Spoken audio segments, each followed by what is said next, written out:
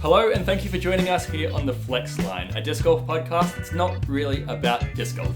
I'm your host Chris Hoopman, and in this episode we talk to a disc golfer who has represented New Zealand on the world stage. They're a veteran of the local scene, and they're currently balancing motherhood with competing at the top of FPO division. Please enjoy my chat with Hayley Flintoft.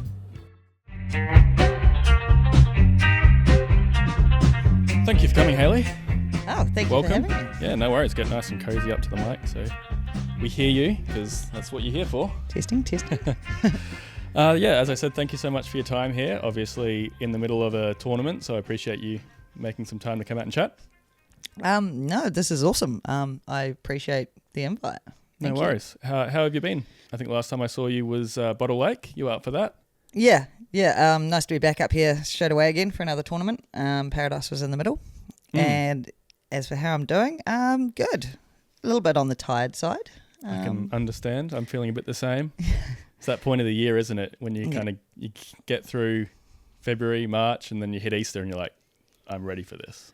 Oh, it's constant with us now with the little man. He's just getting more and more, I suppose. He's just getting bigger and more chatty. And So how has that been? Obviously, your son Sylvan. Yeah. He is how old now? He just turned 3. Start of March, yeah. Oh, congratulations. Thank you. Oh, he's absolutely fantastic. And doing life with a small child it's a trip. It's amazing. We've got a little adventure buddy with us. So that's really special. And got to give it to Kyle because I'm not working at the moment. So Kyle supports our family, and still we get to disc golf tournaments. So we're doing well. Yeah, that's awesome. Yeah. You also do a bit of carving? Yes. And art as well, or mostly just carving? Mostly just carving at the moment. I used to paint. I used to do landscape artwork. Okay, right. I didn't know that. Yeah, I gave it up when I started carving, actually. Okay. I really like carving, and I don't really have a studio, so it's easier to carve in little spare moments than it is to paint. Yeah. Because paint, you kind of need to just leave everything out and pick it back up and go for it. Yeah. And I really love the carving. It's fascinating. I love finding rocks. I love cutting them open. Oh, so exciting. And just the whole process of getting lost into a good carving is really nice. How did you get into it? Because I would imagine it's the kind of thing that you at least need some understanding or direction to start. Not really. So when Kyle was turning 31, a good friend of mine who used to be a canyon guide, he let me pick out a couple of pieces of Pounamu out of his collection. And I was like, one of these is going to be, I'll give it to Kyle for his birthday.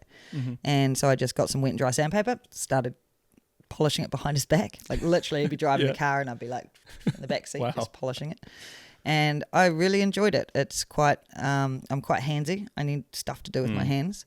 And I just get lost in it. And it's like a good book. The more you get into it and the more you go up the grits, the more the stone comes alive. And it's fascinating. And so I did that, and I was just hand polishing stuff with sandpaper for a long time, and then got a Dremel, and then realised I needed a tile saw. And my tool set's just gotten bigger. And I've lived with a few carvers as well, and every time they'd leave the house, they'd be like, oh, here's a couple of bags of just offcuts and B-grade Pounamu and stuff like that. So I have a lifetime's worth of material at home to work through. That's great. And the river that we're living on now, I only just found out in the last year, it's got a really beautiful crystal in it. That it's really nice to carve too, quite hard. And I don't get much time to carve during the day anymore because I'm with Sylvan full time. So I just take Sylvan to the river and we go stone hunting. Cool. So yeah. And that must be a great opportunity to bond with him. Yeah.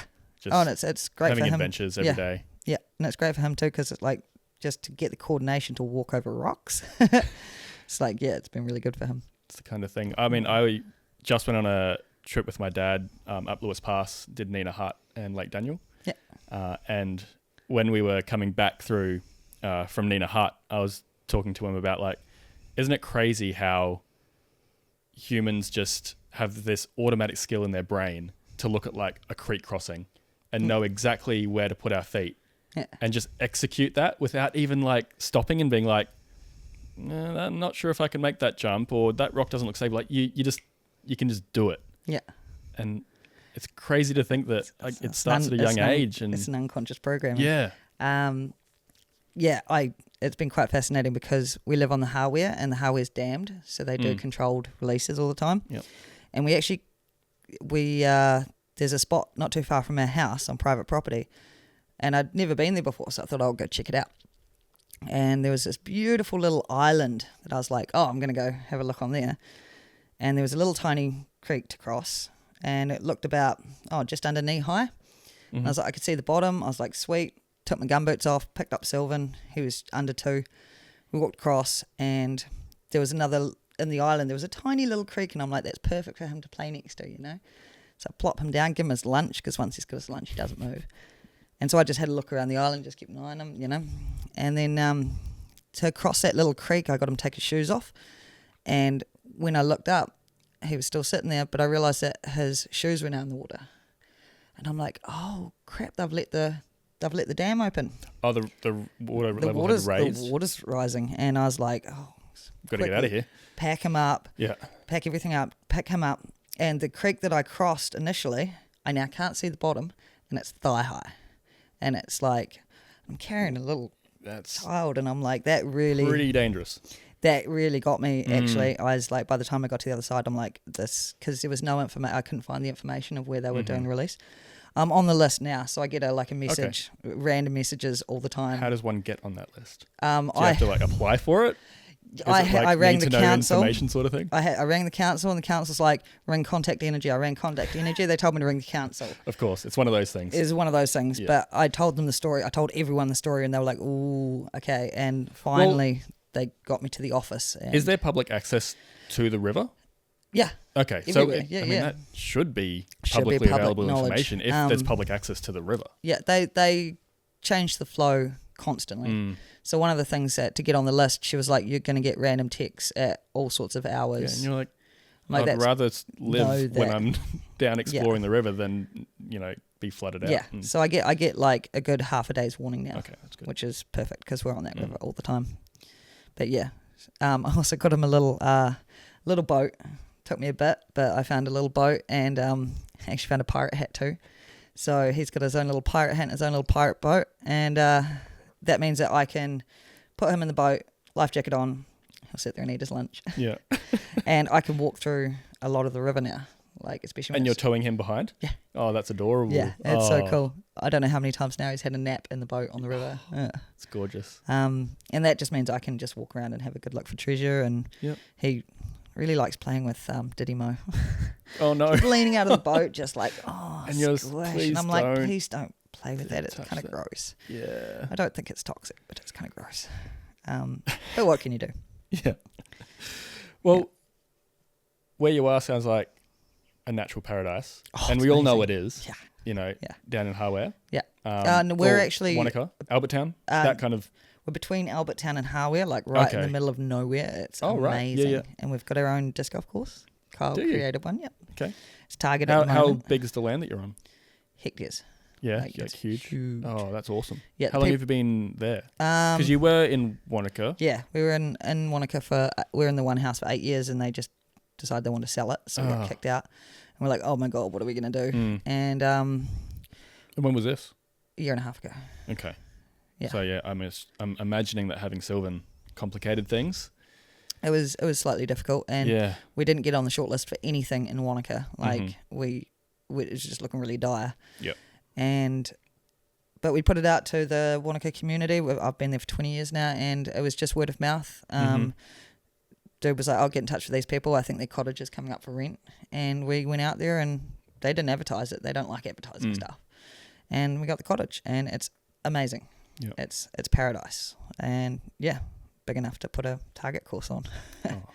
I mean, that sounds pretty lucky and special, and I'm really pleased to hear you found your own place to. And they've welcomed us into the family. It's everything. Me and Kyle, we feel like we've manifested it because we talked about it for years. We wanted to rent from privately from the owners. We want to help them in the garden, because the other house we were in for 8 years, we put so much love into the garden, and we built a greenhouse. Gone. And they flattened everything. They made us move the greenhouse, and they flattened all the Like, we should have taken the currant bushes and the gooseberry bushes with us because they flattened why it didn't all. you? I did take cuttings. Like I dug stuff So out. do the owners of your new place live there? Yeah, right next door. Okay, sure. Yeah. So They're they've got constantly like in our house having cups of tea. And that's awesome. You got She's a little looking after my cat at the communal moment. situation going on. Yeah. Oh, that's really sweet. Oh, it's amazing. It's everything we ever wanted, really.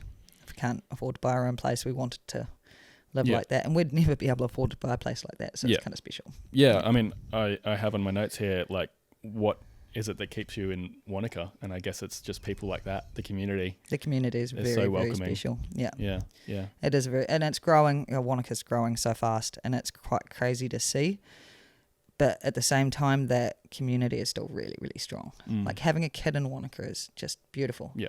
There's Facebook groups, and it's like people are just trading baby clothes, and their secondhand store in the country. So I think that's the case almost everywhere, though. Like, as soon as you become a parent, it just opens up a new world of connections, and everyone wants to help. And I think that's quite a nice thing.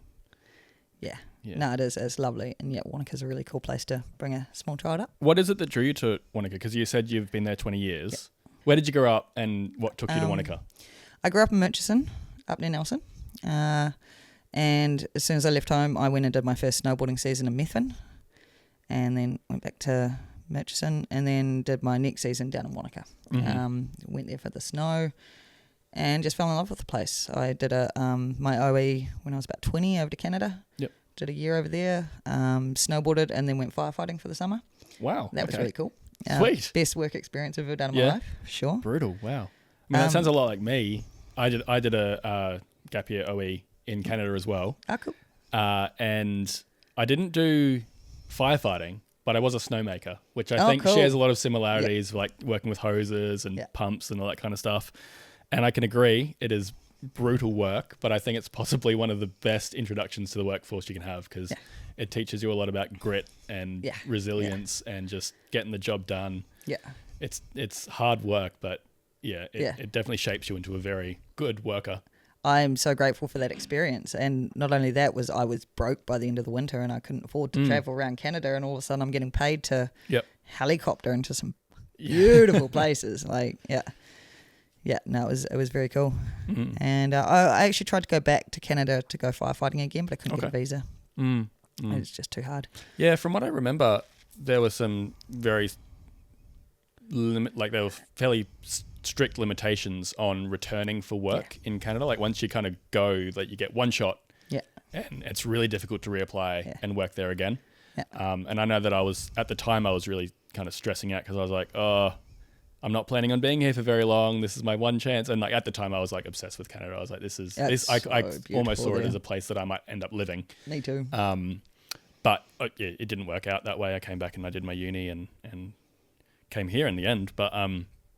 But yeah, I can relate to that. Like, the stress of not being able to go back, and you're like, oh. Yeah. I've gone back to Canada twice now, 3 times. Yeah, I've been back in Canada 3 times in the last 10 years, and it was really cool taking Kyle, being there with Kyle on his first trip through Canada, driving through the Rocky Mountains, and me and Kyle are just like, yeah, it's like, but you currently live in a mini version of the Rockies, so a very, very tiny version. So you get to enjoy that every day. Yeah, it was very cool though, going back to Canada and then just traveling around playing disc golf. Cause is it big there? I wasn't playing when I was there, but I do see a few of the people who I went to school with have moved there, and I do see them kind of having a bit of fun with disc golf. They're not disc golfers, but you see them playing and you're like, oh, there's a bit of disc golf over there. Yeah, definitely. It was amazing, because we were going to go for the first world teams, and then we were going to take time off disc golf and travel around and do touristy things. But we ended up just being passed from club to club. They were like, oh, you've got to go here. You've got to and we would just post up on the club page like, hey, we're going to be in town here. Well, when's your club night and stuff like that. We just ended up playing disc golf for the rest of it, the whole time, really. It was great. Yeah. And that was beautiful. My favourite was Pender Island. Okay. In the middle of Vancouver Island, Vancouver. It's such a magical little spot.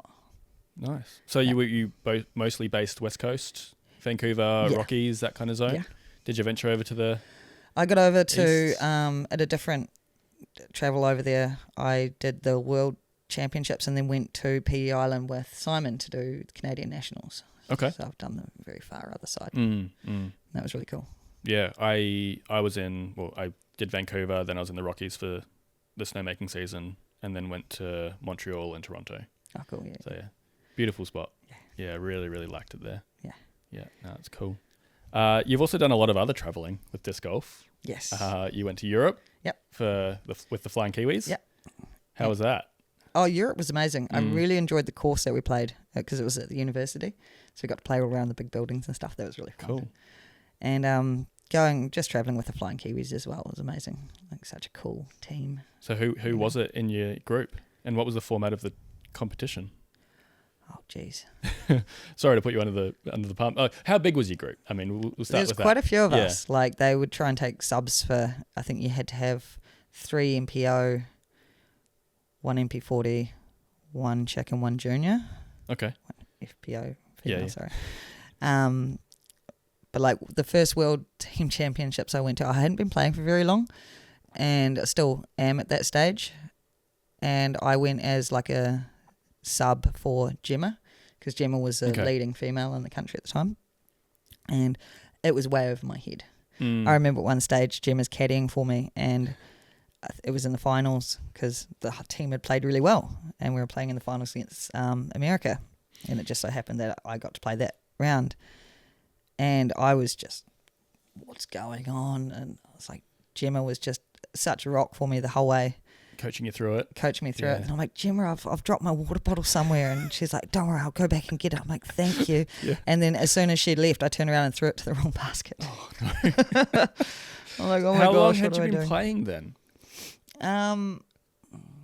Because, I mean, that's crazy for someone so new to the sport. A couple of years, yeah. Okay, a couple of years, right. I think. Was that kind of at that point of the sport before the current Pro Tour, that where like things were a little less official in a way? Like it was a lot more low key. Yeah. There wasn't the mass of people that you could kind of rely on to fall back on. It was like, did you feel like you were kind of one of the only options that could fill that role? Like once Gemma couldn't do it, were you like, did you feel a lot of pressure to take that role? Not a lot of pressure. I was just stoked to be able to do it. Okay, so you were just frothing at the opportunity. Yeah. Like the experience. For you, this was like disc golf was just like your life, and you're like, this is what I want to do. Yeah. So you were just purely riding on enthusiasm. Yeah. Fake it till you make it kind of thing. Yeah, absolute. What an amazing experience it was. And I learned so much from hanging out with Gemma and playing with her too, and especially the whole vibe of actually it's not just a one individual sport now. We're playing on a team, and I think that's what gave me the most feeling of pressure, was the fact that the team had played so well, and I'm like, you feel like you're letting everyone else down. Yeah. But such a good experience, and I'd never put on a team shirt before and felt so proud of my life. Like when we're all walking down the street now, Flying Kiwis hoodies, I'm like, oh my gosh, this is part of a special group. This is really amazing. It was really cool. Have you played any team sports in the past? Like you obviously snowboard and disc golf, which are individual disciplines. Yeah, I played a lot of squash when I was a teenager. I loved basketball when I was at school. Yep. I grew up playing rugby with the boys. Okay. Yeah. There was never enough boys to make a team in our school. And Paul Murchison. So, me and another chick would always play on the boys' team. Yeah, did that till like 16. Wow. Was it tough? On the field, like, did you get a hard time? Like, did the other kids kind of? Not really. It was a small town, so we're only really playing other small towns around the top of the south. Yeah. And not uncommon to see a chick on the rugby team. Yeah.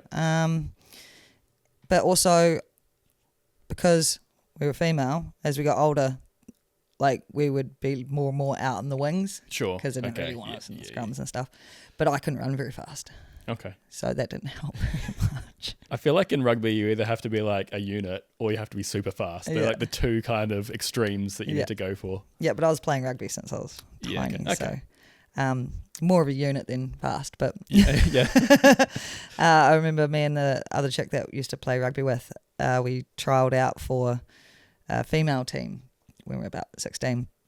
And we both got told we were way too rough. Too rough? Mm-hmm. Wow. Yeah. I hate to know what was happening in your local games. No, it was sweet. Like it was fun. It was probably quite a good experience. I can't really remember the very little years, but yeah, that was fun.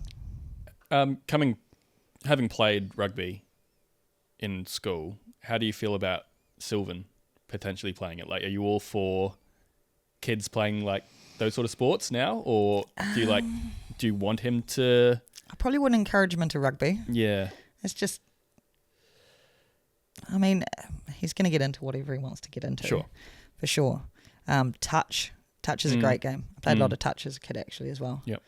It was really interesting actually being female teenager playing in like team sports with a bunch of guys, because if I knew the guys and they knew me, I was a lot more included in it. I don't know how many times it kind of pissed me off if I was ever playing in playing in a team where they're kind of like, oh, you're the token girl, so you're never really getting like, you don't get chuck the ball, you know. You just there to make up you're just a representation. number, yep. But it was really nice to play with people that you played with before, and you're like, oh, cool, I'm actually included. Yeah. But yeah, I didn't grow up with very many girls. Okay. We had a very small. I went to merch school for 11 years, and we had a very small class that year, and I think I only ever had about 4 girls max in my classroom. Is that just how the cards fell with the kids in your age group? Yeah. Like it was just that's how many girls were born that year in Murchison. Yeah, right. Yeah. Do you think that experience kind of shaped your own personality and definitely, it made a big influence on you? Yeah. I wanted to be a boy when I was little. I'm glad I'm born in like that generation where they were like, no, you're a girl, rather than this generation where it's all a bit askew. Yeah. But yeah, no, the boys have more fun and the girls, I mean, definitely that older mindset of kind of, you've got the stuff that girls are interested in, and then you got the stuff that boys are interested in. Like it certainly is. It's a lot more accepted nowadays. Like, you know, girls can do whatever they want to do and boys can do whatever they want to do. Like it's a lot more open, which is fantastic. Great. Yeah. But definitely. I mean, obviously being in a community that is so small, everyone does kind of get lumped with the main, sport of the day, which obviously is rugby. Yeah. So, I mean, it tried playing netball when I was younger, but that was too rough. Girls can be fierce and catty. It's crazy. Yeah. Mixed netball's pretty wild as well. Like you see some units playing mixed netball and you're like, oh, I'm not sure if I want to play that. Yeah. No, I really enjoy basketball actually. Basketball's a really fun sport. Yeah, cool. Yeah, I'll try and get Sylvan into basketball. I reckon he's going to be tall. Yeah? Yeah. Okay. He's already pretty tall for a 3-year-old, so. Yeah. I don't really know. I'm shocking when it comes to like picking little kids' ages. Yeah. I'm just like, are it can you be tough. 2.5 or are you 5? Like, yeah. Oh, I would have been 2 before. Like, I was not a kid person until I had one, and I was like, I like my kid. Yeah. I think that's always the way it goes. Yeah. Everyone's fans of their own kids. Like you have to be. You have to be. You know, even if they're not kid people. Yeah. You know. I absolutely adore him. We're so lucky because he's very chilled. He's very reflective. Like he's not just like a kid. He actually stops and thinks about things. Yeah. What makes Wanaka disc golfers so similar? You look at people coming from different places in New Zealand, and I feel like groups seem to kind of align with certain mindsets and personalities you see on the course. And I see Wanaka players quite relaxed, sociable, happy to chat, easygoing, almost more than Queenstown. I don't know if that's controversial, but like what do you think promotes that sort of mindset coming from Wanaka over other places? That's a good question. It could just be the place as well. It kind of draws in a certain type of people. It was really fascinating when I first moved to Wanaka, like for the first 10 years. You'd see it happen so often. People would come to Wanaka, and if they had the right mindset, whether they might be completely broke, have no job, nowhere to live, but with the right mindset, they would get looked after. Mm-hmm. Things would just fall into place for them perfectly. And then I've watched quite a few people come into town.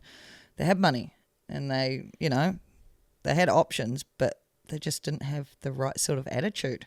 and they just couldn't find a job, couldn't find a place to live, Mm-hmm. and just left. And I was like, Wanaka's kind of good like that. Yeah. Yeah. It's got a good filter. Yeah. Yeah. Yeah, it does. No, it's a beautiful little spot. Okay. So, but what about disc golf? Like, do you think it's just it's those people who stay and they pick up disc golf, and that's who are reflected on the course? Like, it's that reckon, kind of people. But I think all disc golfers are like that. Yeah. I think Okay. everyone's sociable and friendly, and Okay. you get some people that are a bit serious. Yeah. But that's that's okay. They have a right to. Yeah, exactly. Yeah. No, I think disc golf is one of the most beautiful communities in the world, and it's worldwide too. Mm. Yeah. So, yeah.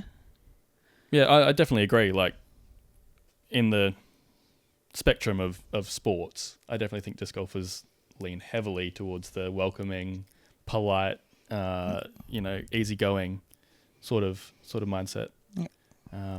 But yeah, I at the same time, in the subset of disc golf, I just see Wanaka. You just chill. There is an amazing nice. crew there. It's nice. Yeah. There's a very amazing crew there. Like, it's cool to be a part of. Me and Kyle, like, kind of missed the days where we could help out a lot more, like help out with the core stuff, help out with the tournaments. Used to love going out to Paradise for the setup crew and the pack down crew. It was just so special to be able to stay out there a bit longer and hang out and get it done, because it's such a big push to get all of it set up. Yeah, for sure. But yeah, having the kid now, it's like, give us another few years and we'll get him as a little helper, and we'll get back into it again for sure. Yeah. Every stage of life is like that. Like us with the house, you just have to kind of step back and find your feet again, get used to your new pace of life, and then dip your toe back in a bit further down the line. Yeah. Takes time. It's a journey. I'm hoping he might be competing by about 6 or 7. Cool. That's exciting. That's just my guess. Yeah. Because, I mean, that's just a main part of his life. And so, and he sees us doing it all the time. So it's like, hopefully, the only thing I'm worried about at the moment is that he gets to a point where, like, disc golf again. Like, that's, you guys dragging me out to these disc golf tournaments all the time. But at the moment, it's so cool because he gets to make friends with all ages. Like, there's the community again, and it's like he gets to see these people over and over again as well, and the adventures he gets to have as well. It's very, very cool. He's travelled a lot of the countryside already. Yep. Did his first tournament when he was 3 weeks old. I mean, he was on the course when he was inside of you. Oh yeah, which is crazy. Like, that's insane that you were out there battling. Yeah. It helped actually being pregnant playing disc golf because there was a lot more weight. You felt like it helped your game? Yeah. I felt like I actually got some more distance somewhere. Right, okay. Just a lot more weight to throw around. Yeah, that's true. No, it's very cool. I was very proud of him this year at Paradise too, because he hasn't missed a Paradise so far. And he actually chose his own spirit animal this year. So did he? Yeah. What did he go for? The snowy owl. Snowy owl? Yeah. Okay. Yeah, and he really liked that, so that's pretty cool. Nice. Yeah. The women's game has grown a lot since you've been involved in the sport. Oh, yeah. How do you see it currently, and what do you think could be done even better to get more women involved in the sport? Well, I've said it a couple of times this weekend already. Like, there is 8 people competing in the FPO. We've got one from the States. We've got Ella Hansen from the States, and oh my God, she crushes. Yeah. So inspiring to see a woman just throw it that far. I'm like, cool, it can be done. I've seen it with my own eyes. And just to have 8 women in the FPO and like all of the Kiwis that are there competing. Oh, there's one Canadian as well, but they're all really good. Like, it's a battle. We've got more competing in the FPO this weekend than the FA1, which for the last few years, the FA1 division has been surprising. Huge. Yeah. Like, when I started, it was literally just women's open. Yeah. That was it. And well, you were often playing in mixed. There's been a few times, because I went pro after that first World Teams, because Simon sat us down. We came second. That was the only World Teams where they actually offered money. And we got second, and Simon sat us down and he explained to us, like, here's your guys' share, but if you accept this, you become professional. And me and Kyle were like, well, we're travelling, money would be excellent. And so we became professional well before I even, like, understood the differences and what that meant and all that sort of stuff. And being a pro over the years has been a little bit difficult because watching the FA1 division grow and grow, and then having some tournaments where I can't have my own division because I'm the only FPO. Yep. And 8.5 months pregnant, I had to play in the men's division because it was like there was no other FPO. Yeah, that must be tough when you know that there are other players that could be playing in FPO. But I understand, I understand that want to go to World AMs. They don't have to accept cash though, do they? No, but it's one of those things. It's like I'm not gonna. Don't want to be like, come play with me just so I can kick your ass. Right. That's why it's just growing pains. Yeah. You're always going to get it, and it's changing very rapidly. And New Zealand disc golf is just, and having it this weekend, I don't know what's going to happen tomorrow. It's tight. Yeah. There's one stroke between second, third, and fourth. Ella, which is super exciting. Away with it. Yeah, super exciting. We were playing today, and I didn't know what the overall score was because we were tied second. 3 of us were tied for second this morning, and I just knew it's like, okay, I got a shot there, but I've lost a shot there, but no, she's got a shot there, and by the end of it, I was like, okay, hole 18, let's see what the scores are. Well, yeah, there's only one shot in it still. Yeah, that's really cool. Yeah, I like a good battle. It makes it exciting. What could be done to get more women on the course in FPO? That's just a progression from FA1. Mm-hmm. The more women we get playing the sport, the more they're going to start stepping up into FPO. I think we've got a really good, healthy progression going on at the moment to see. It's only taken a couple of years from these women playing FA1 to come play pro. And it's just going to, just more women in the sport. And is that through exposure, or is it through getting it in schools, or is it from, I don't know, them bringing friends? What do you think is the main kind of pipe? All of it. All of it? Yeah. It's a really interesting one with women in sport because I think it takes a certain type of woman to get into it and then to get competitive with it as well. I don't think a lot of women have the same sort of upbringing as fellas do, where it's just get in there, give it a go. It doesn't matter if you look silly, all this sort of stuff. I think a lot of women are like, I don't want to look bad, Like I said, I grew up a tomboy, so I love sport. I don't care if I look like an ass. I just love doing it, But yeah, no, I think more women's social events, like casual ones.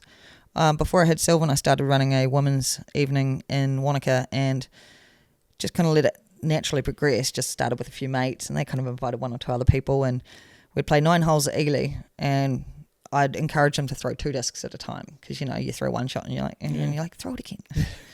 And we didn't score. And it would take us hours to play 9 holes. I encouraged drinking and it was fun. So it's just that kind of soft entry through social fun events. Make it fun. If you have, 20 odd people playing, if you get 3 or 4 who want to take it a bit more seriously and take it to the next step, you've got those people hooked. Yeah. And you're not going to get everyone. No. Because not everyone wants to that's the thing. Take it seriously. Once you start playing and you realise it's a free sport, how many free sports do we get in this day and age? And it's if you're already going for a walk around the park, you might as well throw something while you're doing it. And I know quite a few chicks that actually just play casually that aren't all that interested in tournaments. But over the years, there's little bits of interest starting to happen. Also having double events for tournaments that have encouraging people to come play the doubles that aren't playing the actual tournament. I see that quite a lot. Shoulder event. Yeah, I see that quite a lot with Lords and Ladies in Wanaka. Is because we do the mixed dress-up doubles. Not mixed, just dress-up doubles. Pick a theme every year and it's excellent. And I see quite a few women turning up with their partners and just playing the doubles, getting all dressed up and just coming out and having a good day, and that's really fun. And that's kind of a really good entry into the tournament side of it as well.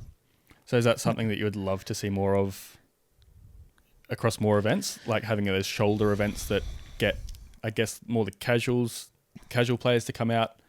That's almost a hard one because our tournaments are getting bigger and more professional. Yep. And it's already kind of hard enough as it is. We're getting these 3-day events. Like if there'd been doubles to this, we wouldn't have made it. Right. Okay. I think more 1-day events for amateurs, more fun tournaments. I like the fact that quite a few women around the country are now doing the Women's Global event. I think that's fantastic. Last couple of years I've been really considering doing it. I just, maybe in a year or two when Sylvan's a bit bigger and it's a bit easier, I'd like to hold one in Wanaka as well. And I think events like those, because that's a really fun way of getting women into a tournament. And because once you get into that first one, you're like, oh, this is excellent. Yeah. I've never really heard anyone go, oh, that was terrible, I'm never doing this again. So, unless maybe the weather's, horrible and everyone's cold and shivering after their round. Yeah. What would you say are some of your favourite events on the calendar? Like the standouts that you really love? Paradise is definitely, I love Paradise. Playing at Bellaraka was pretty special at Nationals. Nottingley and Waimate, very cool course. I really rate that course. Playing Bottle Lake for the first time the other day. I really liked that course too. That was really fun. Any of Vortica's tournaments, Martin and the crew, they put on a really good event. Twisel's great. Yeah, there's just so many. It's quite funny because there are so many courses. Wahitapu's awesome as well. Yeah. I love staying out at the lodge. It's pretty expensive, but it's a great time. Yeah. It's kind of funny because when we first started playing, we were making so as many as we could. We were trying to make all of them. Now that's just impossible. Yeah. They're getting more expensive. Travel's getting more expensive. And just there have been so many tournaments popping up in the last couple of years where it's like I'm still trying to figure out how to pay for this tournament or like register for that tournament. And then that registration comes up and then it fills up. Yeah. It's like, oh, okay. Okay, I'm not going to those then. Yeah. Yeah. But I didn't know after having a kid if I was still going to be able to compete like I used to. So every tournament right now is a bonus. Yeah, sure. Yeah. Yeah, I guess on that, now you are a mum. How have you found that in terms of your energy output and your outlook on being a competitor in disc golf and kind of where you see kind of your ceiling and the time you can spend pushing yourself competitively? It's definitely changed having a kid because I don't get warm-ups before tournaments anymore. I'm starting to. It's getting easier as Sylvan's getting older and I think it'll just keep getting easier and easier. I don't practice much. I don't get out and play casually like I used to. I could, but for some reason I just haven't. Our days are pretty full. And also another thing is I don't want to drag him out every day and make him sick of it. I just want him to have a good time doing it so that he gets into it when he's older. Yeah. And I got to give it to Kyle. Like, Kyle works his ass off. And for him, I know it can be hard for him because he comes to these tournaments and he hasn't got that. He hasn't practiced. He hasn't been playing casually like we used to. But we're doing the best we can and we're still out here enjoying it, and it's the adventure of it, and it's coming and seeing all the friends and being somewhere new, and the experiences for Sylvan as well. We get to take him travelling. Yeah. It's great. Yeah, you pulled up here in a camper van, which is exciting. Yeah. It's Carl's mum's? Yeah. How do you enjoy travelling by camper? Does it allow you a bit more freedom in where you go and how you travel, or do you still just kind of use it as a car, but one that you can sleep in? Oh, it's definitely like me and Kyle have been buzzing on having it this weekend. It's so nice. We can pull over, cook some food. We arrived in Christchurch at 11 o'clock on Thursday night, and it was like, sweet, get in the back, get in the bed. Just straight to bed. Yeah. Got all the stuff with us. Don't have to like figure out what we're taking from where we're staying during the day. It's all there. It's fantastic. We both want one. Yeah. Yeah, honestly, like that's half the battle when it comes to traveling for tournaments and stuff. It's just getting the accommodation sorted, having just like the logistics outside of disc golf. Well, that's just another added cost. It can get really like mentally draining as well. Not even just the cost, just like mentally. Like you have to plan a holiday and perform as best you can on the disc golf course. So having like a base that has everything you need, that moves wherever you go, I can imagine it would really make a difference. Oh, we want one. Because I mean, like, it's saving you an accommodation costs. Yeah. You just need to park up somewhere. You just got to find someone who you can get a parking spot. has space for a monstrosity. Yeah. Oh, very cool. So you've obviously traveled heaps in your life. Is that something that's really important to you? Like, do you get itchy feet, or have you really enjoyed now settling into this space, this property that you're living on now? And do you want to kind of get much more rooted? It's interesting because I was never really one to get itchy feet, but I love adventures. I would love to go back overseas again. I'd love to do another Worlds. I know Kyle, he grew up on a boat. So Okay, wow. Yeah, he didn't know that. spent the first 12 years on a sailboat. That's crazy. Traveling the world, yeah. Wow. His mum was pregnant when she met stepdad, and they jumped on a boat and started sailing. So I know he kind of gets a bit itchy feet because he's got that upbringing like within him. Yeah, built in. Yeah, we actually talked about it the other day. We want to kind of make a plan where it's like, we're not going to be in this property forever. I know the owner's going to want to sell it eventually. Yeah. And we would love to, me and Kyle would both love to get Kyle out of the daily grind of what he's doing. Because it's not satisfying in any way for his soul. It's literally just doing the grind to make money. Yep. And we were like, well, let's just save up and buy a really epic bus or a camper van and just travel around and do markets and figure out how we're going to make $1, you know, get away from the trap of rental and the daily grind and do more creative stuff. Yeah, I mean, that's like super exciting, and there's obviously like this dream of achieving that, but it's also scary in a way because, I mean, I find it kind of daunting. Yeah.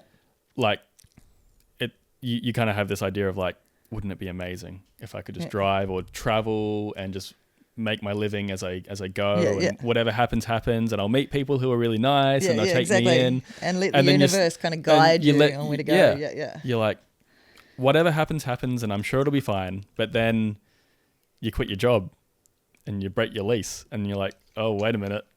This is really happening. See, I'd be fully stoked on that. Security is not high on my value list. Okay, yeah. Because I know I'll always have a roof over my head and I know I'll always have something to eat.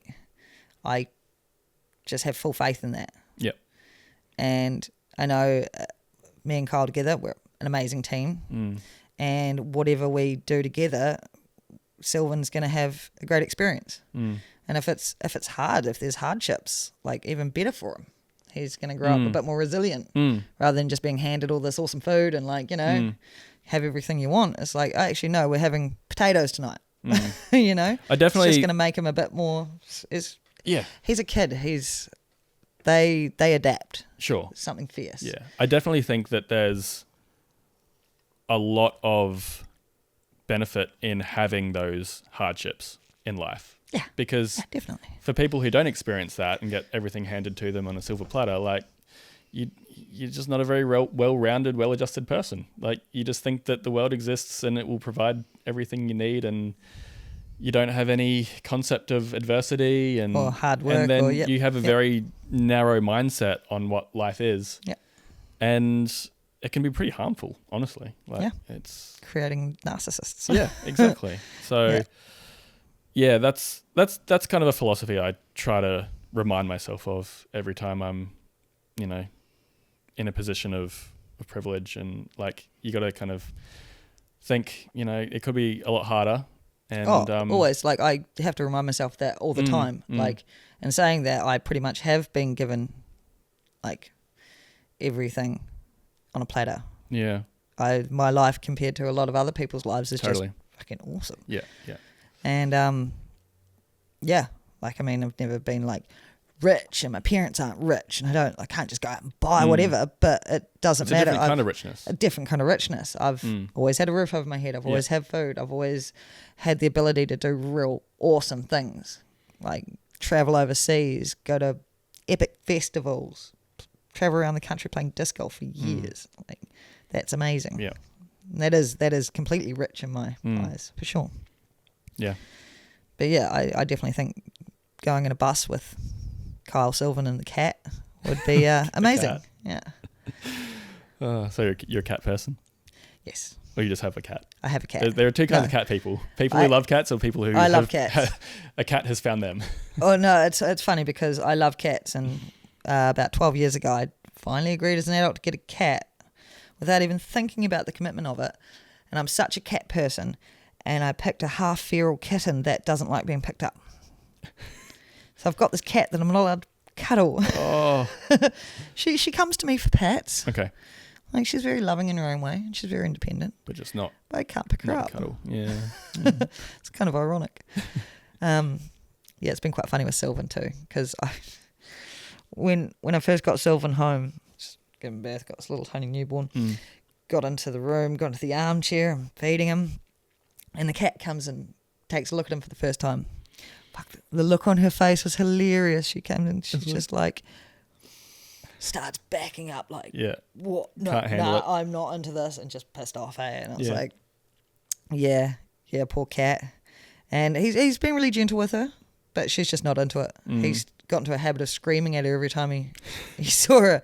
And now she's like, I'm just going to hide when he's around until he's a bit older. I mean, to be honest, that sounds like pretty standard cat behaviour. Yeah. Really. Like, if you can have a stereotypical cat, I think it's your cat. Oh, no, you see some cats that are all about people's babies and they're like their own house babies and stuff. And they're like, oh, this is nice. It's something warm to cuddle up to. And our cat's like, no. None of that. No. Yeah. But yeah, so he doesn't quite know what a real friendly cat's like yet. I'll have to find one. Yeah.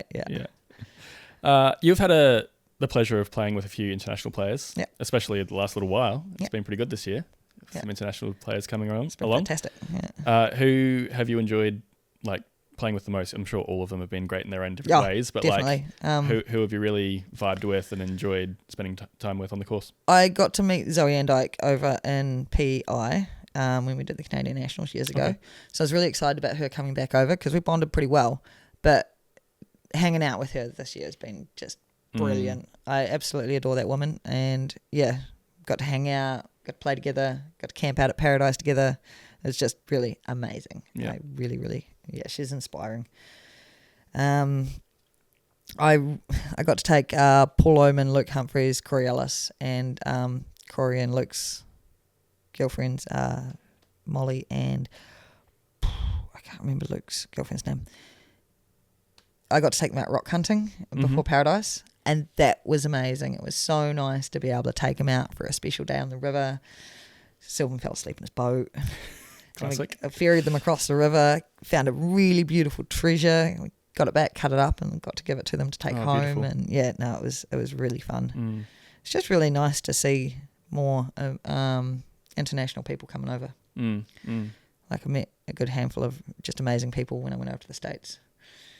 Got to play with Paige Pierce at the same Canadian Nationals. Okay, cool. Cool. I shook like a leaf the whole round. Yeah. I was like, oh my God, she's just she's an absolutely beautiful woman. She's so friendly and encouraging, but obviously she's Paige Pierce. I'm like, oh gosh, but no, it was really nice. Yeah, and it was cool. Greg Barsby's awesome too. Every time we went over to the Worlds, he would come and hang out with us. Big fan of the Kiwis. Yeah. Pre-tournament, he'd always come find us and hang out for a bit, and it was so nice. Yeah, it's really cool. I mean, Simon's Feezy's been building those relationships for like 20 years. So it's so cool traveling overseas with him. Because everyone just flocks to him. They're like, Simon, how's it going? What's up? Pretty much. Yeah, it's real special. You feel like you're in a little like celebrity entourage. Yeah, just cruising around. Everyone takes care of him and you guys. Yeah, definitely. And he knows what's going on too. So it's like, it's really cool. Yeah. It's like, Simon, what are you doing? What are your plans? Okay, I'm going to plan my trip around you. Yeah. Because you'll you know what's going on. Yeah, for sure. Nice. Outside of disc golf, media and stuff, what do you enjoy listening to and watching? Ooh. What are you big on? I don't really listen to stuff anymore. I used to listen to lots of podcasts when I was painting, because I was getting paid to work and I didn't have to think about it. So lots of time to listen to stuff. But I was more of a epic multi-book fantasy person. Okay, reading. Than anything else, like listening to audiobooks. Oh, listening to audiobooks. I will. If I get the chance to read, I don't read anymore because I don't have time. But yeah, I love fantasy books. For sure. And I love getting lost in the whole fantasy world. It's amazing. Kyle's the opposite end of the spectrum. He will listen to all sorts of like non-fiction audiobooks at work. He's constantly coming home and just bombarding me with like information, and I'm like, whoa, you just learned a lot today. podcast wise, there was one really good podcast we still listen to called Mysterious Universe. Those boys are funny. Okay. And actually I came across a podcast called Brain Software, and it was two hypnotists. Okay. And that re-sparked a fascination that I had when I was a teenager. So when I was 14 and we got the internet, I became really fascinated with astral projection, lucid dreaming, and hypnosis. Okay. Tried to hypnotise my mum once I learnt about it, and she kind of took the piss out of me a little bit. So I kind of didn't really take it up after that. Oh, that's a bit sad. But it was kind of cool because finding this podcast later on in life, it re-sparked that fascination. Okay. And I ended up studying with those guys. Oh, right. So I've been studying. Do the podcast? Yeah. Oh, crazy. Yeah, they got an online academy, and we've got lifetime access to it now. We actually bought lifetime access, and I'm still going through the content. It's amazing. Mm-hmm. It's one of those online courses that you pay money for that you're actually like stoked on. That you get like lots and lots of content out of it. Not a scam. Yeah. It's like it's legit. Yeah. But I've been studying hypnosis for about 5 years now. Okay. And I've seen a few clients, mainly friends, acquaintances and stuff like that. I don't really have time to take bookings and see people because I'm full-time mumming. Yeah. I would like to change that in the future. I wouldn't mind advertising a little bit. I want to teach people about what hypnosis is and how to do self-hypnosis. Okay. Because I think that's really important. I think it should be taught in schools. Right. It's fascinating. It's human psychology. It's how the mind works, really. Yeah. And it's using language to control your life, to make it awesome, to get the stuff out of life that you want. And yeah, I also kind of want to go down that road. I'm kind of in the process of making my own little niche business with hypnosis and disc golf. Mm-hmm. But I won't go too much into that because I'm still working on it. Yeah. Well, it sounds interesting. I guess hypnosis, do you think it's like shares some similarities with like meditation and that side of things, like kind of looking inward and self-coaching and all of that sort of thing? Definitely. So what would be the difference, or do you think they're very much combined, like hypnosis and meditation? They go hand in hand. Okay. So what would be the difference? Meditation is calming the monkey mind, getting still and kind of going inward and opening up that quiet space. I don't really know as much about meditation as I do hypnosis. Being in a hypnotic trance feels very similar to being in a deep meditation, like very similar. I actually can't tell the difference between those two, except being in what we call a somnambulistic trance, that space where you actually come to and you have no recollection whatsoever of what's just happened. But a deep meditation can be like that. You get into a really deep meditation, all of a sudden you come out of it and you're like, I don't know where I've been for a little while, you know. So in that stage it's very similar, but meditation's more about the act of doing it for all the benefits that creates, whereas hypnosis is about getting into that state with a singular positive intent. Okay. And it's getting into that state to let the unconscious work on that for you, rather than consciously trying to battle your way into that goal. You are getting your conscious mind out of the way, because sometimes your conscious mind, you can't think your way out of things sometimes. Yep. But your unconscious mind is fascinating, and it can do a lot of really awesome things really quickly. So when you get the conscious mind out of the way and you get those positive suggestions into the unconscious mind starts working on it for you. And it's a lot quicker of a way to get to your goals than just trying to think your way into it. So is that like you intentionally go into that space and experience that and then exit it, and that's when your subconscious has been doing it? Or do you enter that space, plant a seed in your subconscious, exit it, and then your subconscious works on that moving forward, and then you'll reach a realization at some point in the future? Is that kind of what you're thinking? A bit of both. So with the technique of self-hypnosis that I use, I sit down, I give myself the positive suggestion that I want to work on, and it's always what you want, not what you don't want. Yep. And then I use whatever technique that I feel like it to get myself into that hypnotic space or that meditative space. And then I let my unconscious work on it then. And then I also give it the suggestion to keep working on this in the background. Yeah. It's all about just using the right language with yourself. Yeah. And yeah, the benefits of it are huge. Like you're only limited to what you can do with it as far as your imagination goes and your wording, because you kind of have to be like a lawyer. You've got to be very precise with your words. Sometimes it takes me longer to figure out exactly in one small sentence what it is I want. You saying that makes me think of AI, like an AI prompt. If you have an idea of what you want, you're like, how do I put this into words to exactly get the outcome that I want? It's the exact same. Yeah. But you're doing it with yourself. Yeah, internal AI. Yeah, internal AI. Yeah. Yeah, no, it's fascinating. I absolutely love it. It's very, very cool. I do self-hypnosis most nights. Oh, cool. Yeah, as I'm going to sleep. And then have you noticed change in your life because of it? Like massively. Massive positive and change? even if I didn't notice any more change myself, or even if I never did it as a job, to know this about language and being a parent, it's phenomenal.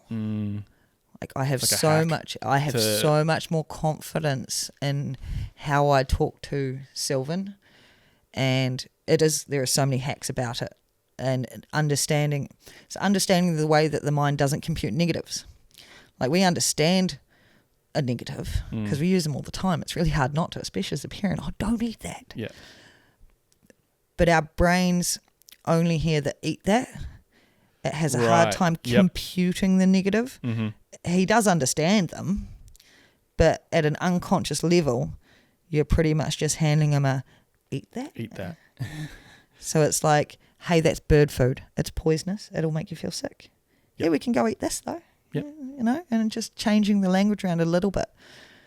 And it's so funny because you hear so many parents like, don't hit your sister, or, you know, don't throw that in the house. And it's just like, you're not really helping the child at all. Yeah. It's just constant negative. Don't stop. Yeah. You know? Yeah. And it's all they need is just, like, I don't know how many times I've actually said it, you know, don't hit that with that stick, please, you know? And then I've been like, okay, I know I've just said that, so how do I reframe it? It's okay to say it, but then reframe it. Here, you can hit this, or you can hit that tree over there, you know? Or just, you know, be nice to nature. Like respect plants, because, you know, I know that kids probably don't have that level of understanding, but no, just, I guess, you give a little kid a stick and you're just like, you got to let him hit something. Yeah. Hit me. Yeah. I'll take the blow. Yeah, we do stick fighting sometimes. Hold out a big stick and hit the end of it. Off you go. You know, you can hit this one. Yeah, exactly. You got to let them. Otherwise, they're going to hit something you don't want them to. Yeah. Create a safe space. Yeah, but no, I really enjoy the hypnosis. It's fascinating, and I want to teach more people how to do it. Yeah, because it's so beneficial in every area of your life once you understand the basics of it. Yeah, it is super interesting, and I think there are a lot of people who would probably not necessarily believe it or have their skepticisms around it, which is totally fine. But I mean, even the last little while for me, I've had a lot of thoughts running through my head, and even just talking about them with someone specifically and intentionally about what those concerns are, I notice myself over the next week or so coming to processing it. Yeah. And even if you don't get the answer at the end of that conversation, your brain's still ticking over in the background, and maybe like 7 days later, you'll be like, oh, no, that's what I'm going to do. I find that with hypnosis sessions quite a lot, especially my self-hypnosis sessions. It's not like an instant like, something's fixed. But I've found it about 3 days. Okay.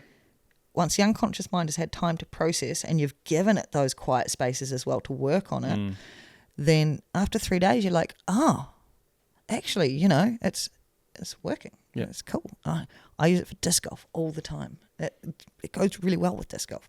For mental things or for physical things? Both. Or both? Just, both. So how do you translate it into physical? Is it just reminders of things to do physically, or can you actually coach your body into making changes? You can coach your body into making changes. So a really fascinating thing is when you're visualizing something, if you visualize it associated, so you're looking at your own eyes, your unconscious mind actually takes that as practice. So you fire the exact same neurons in your brain as if you were doing it. And so that works as your unconscious mind feels like you've already done it. Like memory is a fickle thing. And so you sitting there in your own mind practicing your putting, actually is like going out and practicing putting if you're visualizing through your own eyes. The cool thing about it is if you're visualizing disassociated, so third person, you're seeing yourself do something, your unconscious... That's scary to me. Like in my mind, I'm like, oh, that's weird. I don't want to see myself doing something. Well, it's just imagining yourself in third person. Yeah. But doing that, it signifies to your unconscious mind that it hasn't happened, but it's something you want. So it starts working on achieving that with you. It's really fascinating. That's weird. So if you want to manifest something in your future, you need to look third person. You need to imagine yourself standing over there having it, because your unconscious mind is like, oh, I don't have this, but this is what I want. So I'm going to help in the background to make that happen. Because if you imagine yourself holding it, you think you already have it. Is that the reason? Your unconscious mind actually like, oh, I already have this. I've convinced myself that I have it because I've imagined it in first person. It's fascinating. Wow. Eh? That's freaky. Yeah, I just learned that in wizard school like 6 months ago. I was like, oh, I've been doing this whole like manifesting money wrong. I'm going to change the way I do that. Okay, you got to imagine looking at yourself diving into a pile of gold. Yeah. Or my own swimming pool that I own. Yeah. Cool. Yeah. Oh, cool. Well, hopefully that's been beneficial to certain people listening or watching this. Yeah, I hope so too. Well, for a long time, I tossed up between doing different niches within hypnosis and coaching to try and make a business out of it, so that I can make some money, get Kyle out of painting, we could travel around, get the bus. And one of the biggest things that I found was whether I used the word hypnosis or not. Yeah. Because it's like a trigger for some people. I'll say hypnosis to a really intelligent person and I'll just watch. Yep. There's a wall. Nope. I don't want anything to do with that. Don't talk to me about that. And it's like, wow. And it's because before I learned hypnosis, it seemed like quite a magical thing.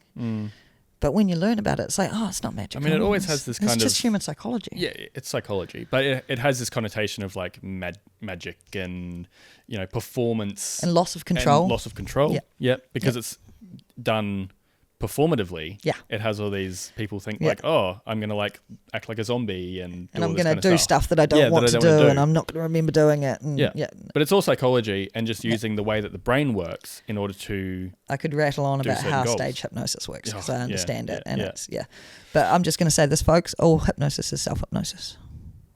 A hypnotist is just guiding you if you don't know how to do it yourself. But that's why you learn self-hypnosis, because the benefits are amazing. Oh, cool. Well, thank you so much, Hayley. Oh, you're very welcome. For joining us here on the Flex Line. Yeah, no, thank you for having me. It's been fun. And I hope that you have an excellent final round. Me too. At the GCO. Yeah, no, it'll be fun. It's going to be nice weather tomorrow. We're going to have a battle. It's going to be exciting. Cool. Yeah. All the best. Yeah, and thank you. Safe travels back to Wanaka. Yeah, thank you very much. Cheers. Yeah, cheers.